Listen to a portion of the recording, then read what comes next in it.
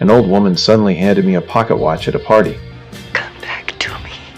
She didn't say much, just turned and walked away. Her expression felt mysterious and confusing. What I didn't know, she sat in her car afterward, quietly crying. Back at her hotel, she stayed silent all night. She pulled out a book I wrote, held it close to her chest, and sat in her rocking chair, eyes slowly closing. 8 years passed. I became a rising screenwriter, but lately I've been stuck, no ideas, and my love life's a mess. So I left for an unplanned trip. Passing an old, elegant hotel, I stopped and checked in. The bellboy, Arthur, stared at me like he knew me. Have we ever met before?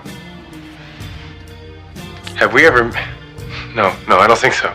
Inside the hotel's museum, I looked around. While I was staring at a display, I felt something watching me. I slowly turned. A portrait on the wall caught all my attention. She was stunning, almost unreal. I ran to Arthur, asked him who she was. He said her name was Alice, a famous actress from 70 years ago. I froze, a little disappointed. She had lived so long ago, but I couldn't stop myself. I went back to that painting. My eyes wouldn't leave her face. At dinner, all I could think about was her. Lying in bed, her image filled my mind. I couldn't sleep. Next day, I went to the library, followed Arthur's clues, searched for her records. When I saw the photo, my whole body locked up. Alice was the same woman who gave me the pocket watch. My brain couldn't process it. I found her old house. Her maid opened the door, suspicious, trying to make me leave, until I showed her the watch. She froze. She said Alice treated that watch like her life, never let it out of her sight. And the night she passed, the watch disappeared too. She let me in, showed me Alice's room. Everything inside looked like she still lived there. She said Alice's favorite book was Time Traveler. It was written by my college philosophy professor, and the music box Alice made played my favorite melody. I was speechless. Her world was filled with things from mine. I found my old professor, asked if time travel was real. He said once, through deep self-hypnosis, he briefly returned to the past. I had to try. I dressed in vintage clothes, prepared old money, lay down, focused hard, kept repeating my goal, but I failed. My mind was too messy. Arthur took me to an old storage room. I flipped through the guest log from 70 years ago, and my name was there. Back in my room, I calmed down, tried again. Outside the window, the world shifted. The wallpaper changed, over and over. When I opened my eyes, the room was completely different. I stepped out and caught a kid's ball. Not inside, Arthur.